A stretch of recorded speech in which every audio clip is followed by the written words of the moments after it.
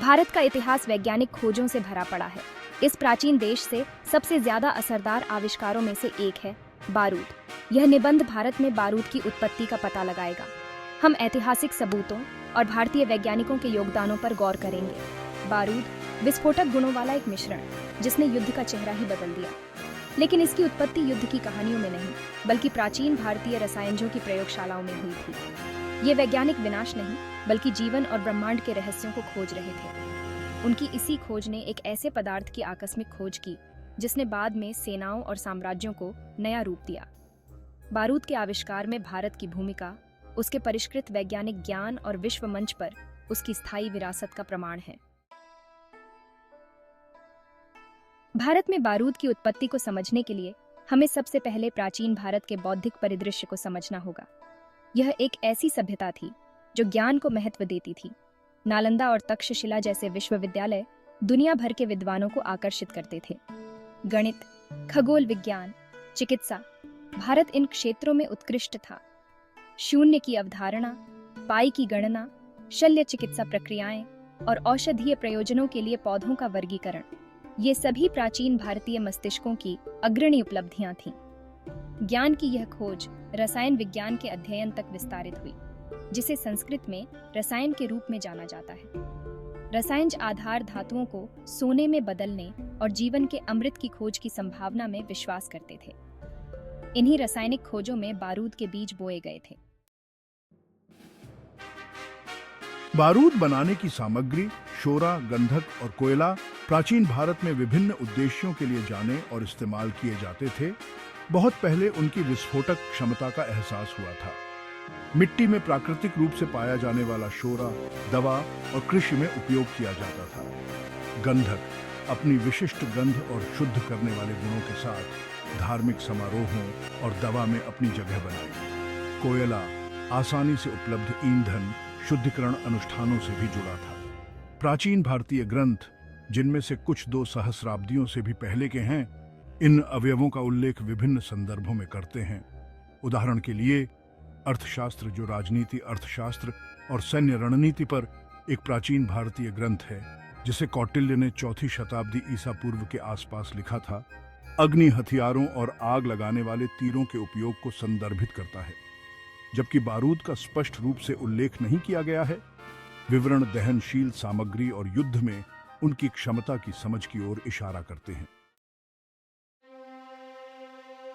भारतीय रसायनजों ने जीवन और पदार्थ के रहस्यों को उजागर करने की अपनी खोज में कई पदार्थों के साथ प्रयोग किया, जिनमें वे भी शामिल थे जो बाद में बारूद के घटक बने। इन प्रयोगों में अक्सर आग शामिल होती थी, जिसे रसायन विज्ञान में एक परिवर्तनकारी तत्व माना जाता था, जबकि बारूद के विस्फोटक गुणों की खोज से जुड़ी सटीक परिस्थितियां समय की धुंध में डूबी हुई हैं।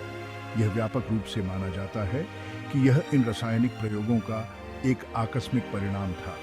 कोई एक रसायन की कल्पना कर सकता है, शायद मनगढ़ंत पारस पत्थर की तलाश में झांत सामग्रियों को सटीक अनुपात में मिलाकर और उन्हें गर्म करने के अधीन किया, केवल एक अप्रत्याशित और संभावित रूप से खतरनाक विस्फोट के साथ मुलाकात की। भाग 5 अग्नि अस्त्र का प्रवेश। प्राचीन भारतीय युद्ध में बारूद की विस्फोटक शक्ति की खोज पर ज्यादा समय तक किसी का ध्यान नहीं गया। प्राचीन भारतीय सैन्य रणनीतिकारों और शासकों ने इस नई मिली ताकत की क्षमता को तुरंत पहचान लिया।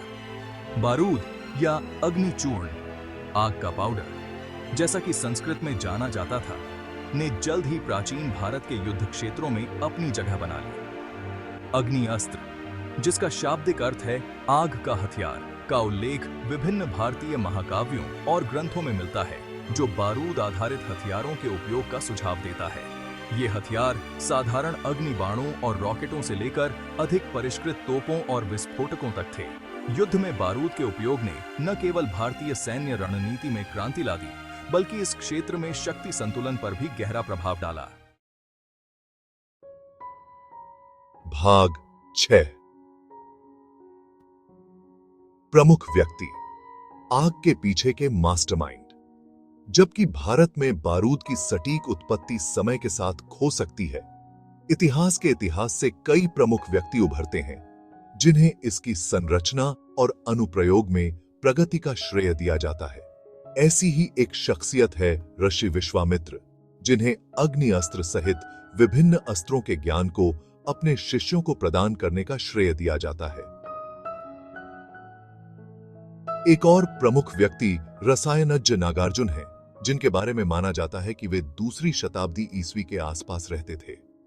को धातु विज्ञान में प्रगति और रसायन विज्ञान में पारे के उपयोग का श्रेय दिया जाता है। भाग 7, पत्थर में उकेरी गई विरासत। पुरातात्विक साक्ष्य। प्राचीन भारत में बारूद का उपयोग केवल किंवदंती और विद्या की बात नहीं है, यह पुरातात्विक साक्ष्यों द्वारा समर्थित है। भारतीय उपमहाद्वीप में खुदाई से प्राचीन हथियारों, किलेबंदी और कलाकृतियों के अवशेष मिले हैं, जो बारूद की परिष्कृत समझ और अनुप्रयोग की ओर इशारा करते हैं। उदाहरण के लिए गुजरात में लोथल स्थल पर खुदाई, जो सिंधु घाटी सभ्यता से संबंधित है,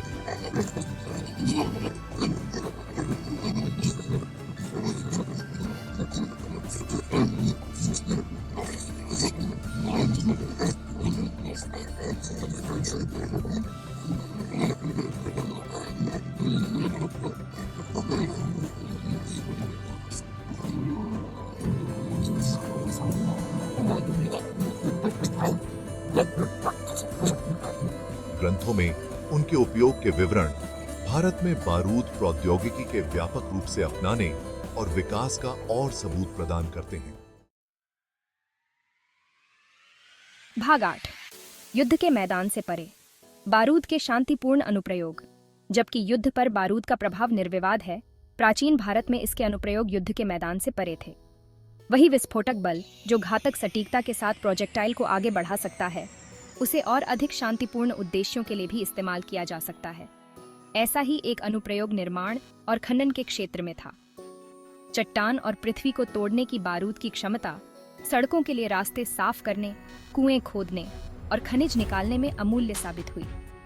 बारूद का यह अभिनव उपयोग प्राचीन भारतीय इंजीनियरों की सरलता और विभिन्न आवश्यकताओं के लिए प्रौद्योगिकी को अनुकूलित करने की उनकी क्षमता को उजागर करता है। इसके अलावा बारूद को धार्मिक समारोहों और त्योहारों में जगह मिली। आतिशबाजी कई भारतीय समारोहों का एक अभिन्न अंग बारूद की महारत के कारण ही अस्तित्व में है। उदाहरण के लिए दिवाली के दौरान रात के आकाश को रोशन करने वाले जीवंत रंग और चमकदार प्रदर्शन भारतीय संस्कृति में बारूद की स्थायी विरासत का प्रमाण है। भाग 9, दुनिया ने ध्यान दिया। बारूद की पश्चिम की ओर यात्रा। बारूद का ज्ञान भारत की सीमाओं तक ही सीमित नहीं रहा। व्यापार मार्गों, सांस्कृतिक आदान प्रदान और लोगों की आवाजाही के माध्यम से इस क्रांतिकारी तकनीक ने पश्चिम की ओर अपनी यात्रा शुरू की। अंततः यूरोप और दुनिया के बाकी हिस्सों तक पहुंची। अरब व्यापारी एशिया को मध्य पूर्व और उससे आगे के अपने व्यापक समुद्री नेटवर्क से जोड़ते हुए इस ज्ञान को प्रसारित करने में महत्वपूर्ण भूमिका निभाई। माना जाता है कि बारूद शब्द की उत्पत्ति अरबी भाषा के शब्द बारूद से हुई है, जिसका अर्थ है शोरा। 13वीं शताब्दी में यूरोप में बारूद के आगमन का गहरा प्रभाव पड़ा, जिससे युद्ध में क्रांति आ गई और महाद्वीप पर शक्ति संतुलन हमेशा के लिए बदल गया। तोपें, कस्तूरी और अन्य आग्नेयास्त्र जो इस तकनीकी हस्तांतरण के परिणाम स्वरूप सामने आए, ने युद्ध के मैदानों और साम्राज्यों को नया रूप दिया। भाग 10, निष्कर्ष। इतिहास पर भारत की अमिट छाप। बारूद की कहानी सभ्यताओं की परस्पर वर्बंडनहाइट और मानवीय सरलता की स्थायी विरासत का प्रमाण है। प्राचीन भारत की रासायनिक प्रयोगशालाओं से लेकर मध्ययुगीन यूरोप के युद्ध क्षेत्रों तक बारूद की यात्रा ज्ञान और नवाचार की परिवर्तनकारी शक्ति को उजागर करती है। बारूद की उत्पत्ति में भारत की भूमिका इसकी समृद्ध वैज्ञानिक विरासत और दुनिया में इसके योगदान का प्रमाण है। ज्ञान की खोज, प्रयोग की भावना और उसके लोगों की सरलता ने भारत को सदियों तक वैज्ञानिक प्रगति में सबसे आगे रखा।